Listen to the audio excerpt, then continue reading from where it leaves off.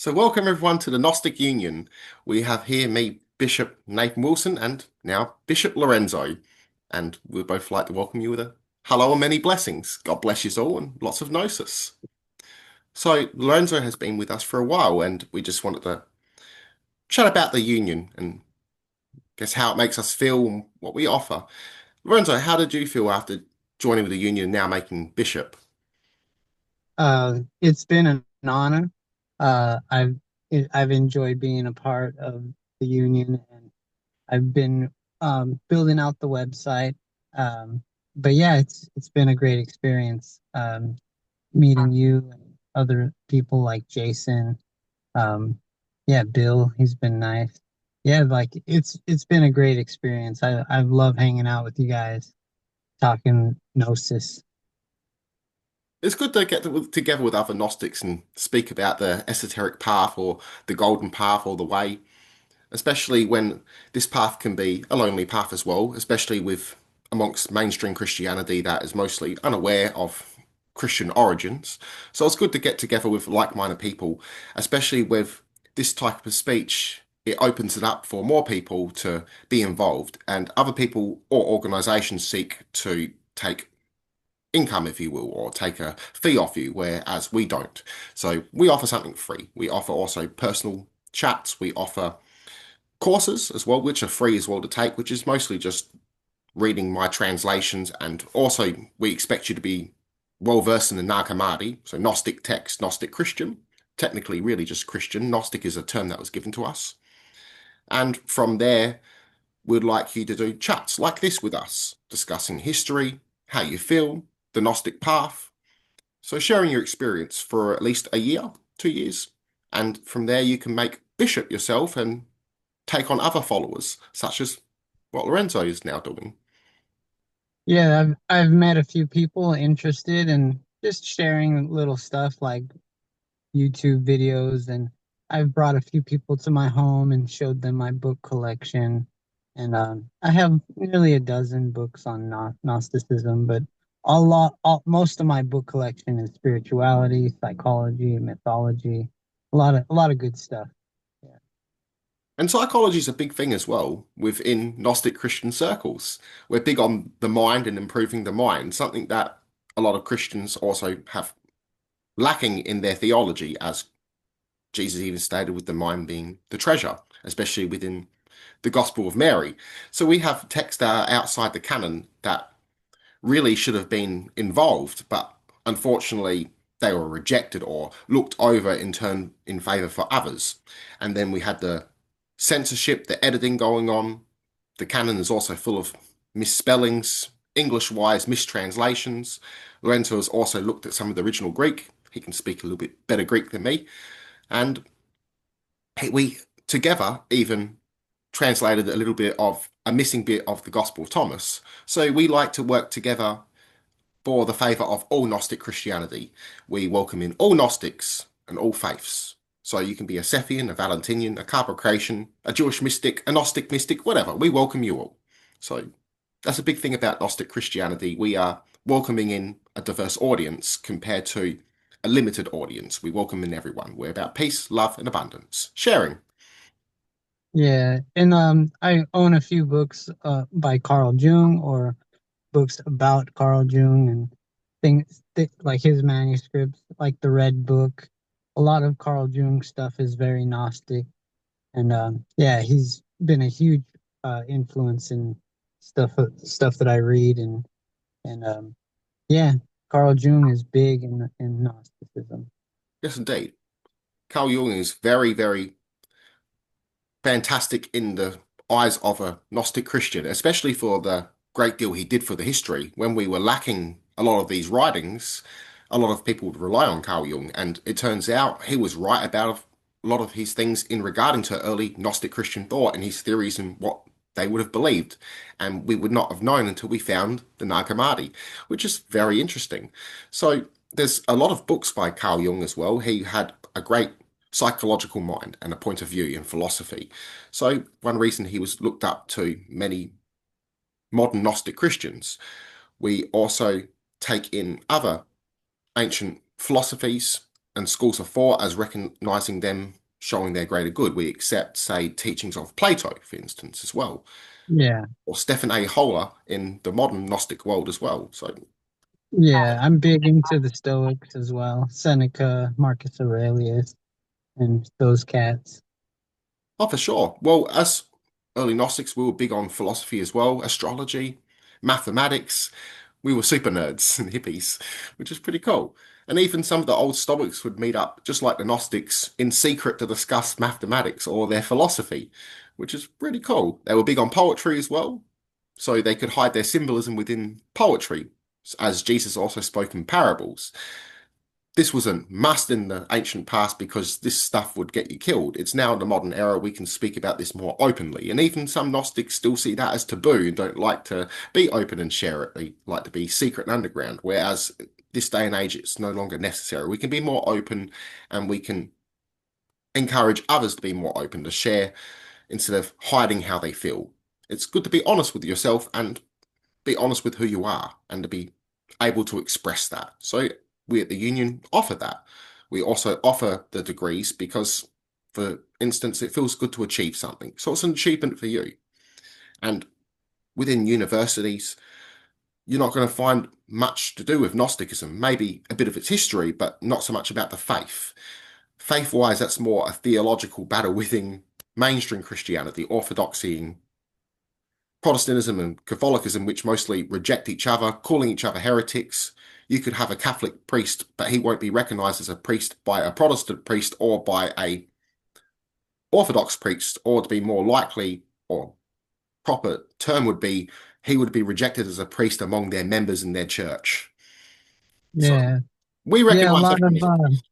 a lot of scholars love to get into the Gnostic stuff, but not too many of them claim to be a Gnostic. Um, there are a few people like I would say David Litwa.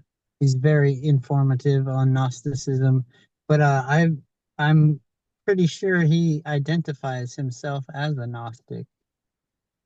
I'm pretty sure he And does. I love his teachings. He does a yeah, fantastic job for discussing ancient Christianity and indeed Gnostic Christianity. Fantastic job.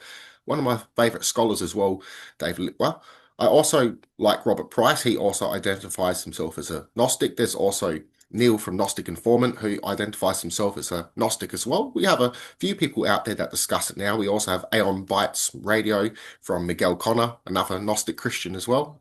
oh yeah, Pretty cool. Miguel Connor's dope. Yeah. Yeah, Yeah, for sure. He's awesome. Old school Gnostic. Like, he's an actual practicing Gnostic Christian, whereas, say, Neil's more an atheist Gnostic, and, say, Dr. Robert Price is more of an atheist Gnostic in the pursuit of knowledge. yeah, So, yeah. And Miguel Connor, I've seen him. He is a member of the Facebook group on the Gnostic Union page. yeah, I would like to reach out to him eventually. That's something we would have to do as well. As here in the Union, we do want to reach out to other Gnostics, especially in the scholarly field as well. Sometimes Yeah, we have definitely. overdue schedules because we live very monk lives as well. So we're always caught up in our studies and sometimes lending hands to other people. It takes up our time. Yeah, and your time zone in Australia is like right now it's like almost 9 o'clock p.m. here. Yeah. What And time is it over there where you are? it is over here, 1:25 p.m. See what I mean? Yeah. There's a huge time gap. Yeah. And a few of our members are all located around all over the place. So we're kind of almost worldwide in a sense. We had a couple in the Philippines.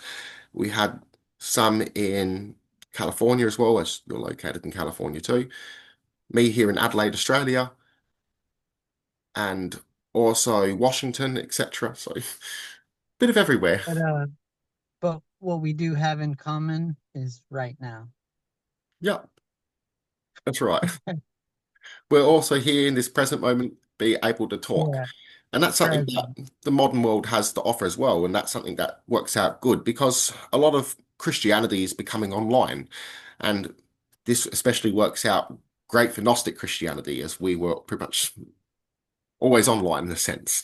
It was another theme of the underground in a sense. Got some neighbors work going on. Shut that window. Bit unexpected. So no, it works out great for sharing as we can reach a larger audience.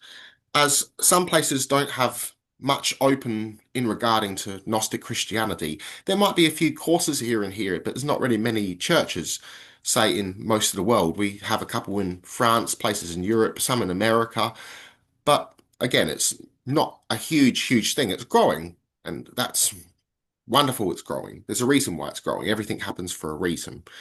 We found these texts because now we can handle these texts. We're big boys and girls now and ready to put our big boy pants on and read what was once forbidden to read as we have more open minds. So Yeah.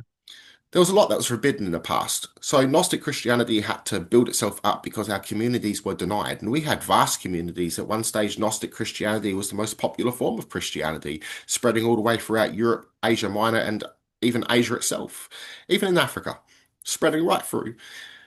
But it was halted due to the persecution of the Catholic Church and also bits of Islam as well, and a tiny bit of Zoroastrian, but that was more based on Manichaean Gnosticism.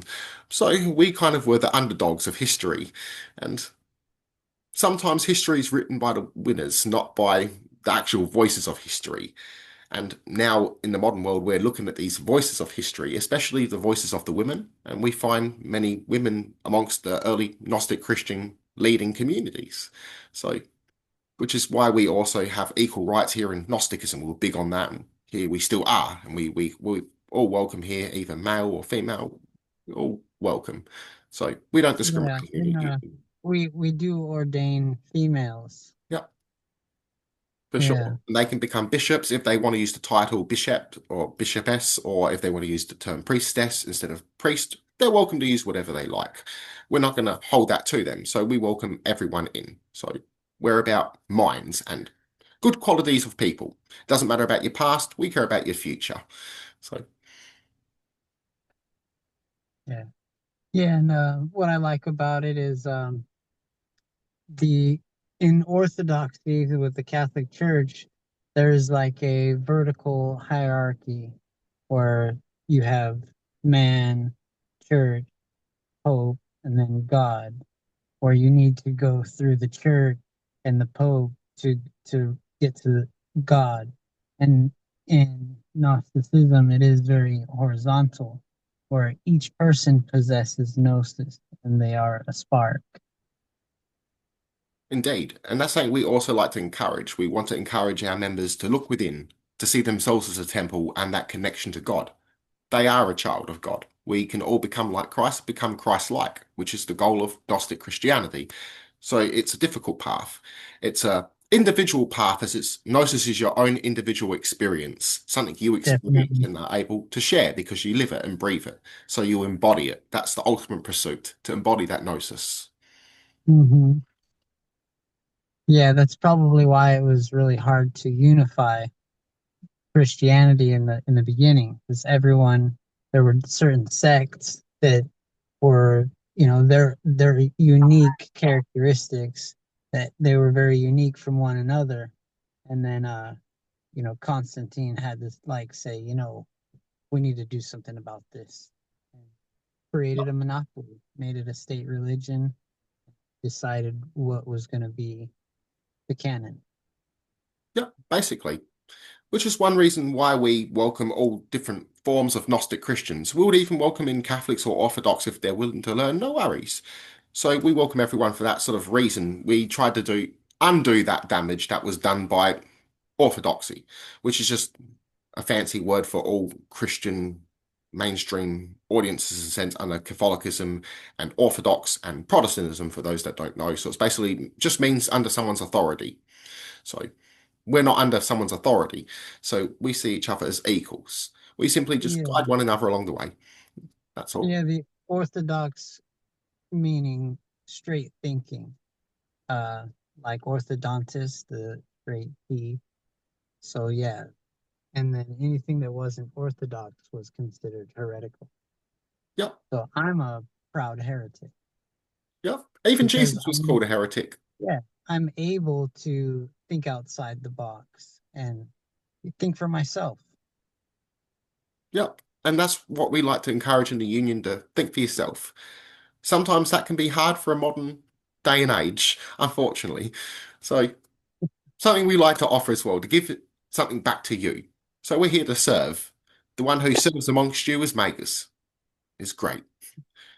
So we can all be a miracle in each other's life and be that building factor of causing more miracles. So thank you for joining us here on this short little discussion with me and Bishop Lorenzo. We Right hope you have on. a fantastic day full of gnosis and love. May the Most High bless all of you. All Peace and right. love. Have a good night.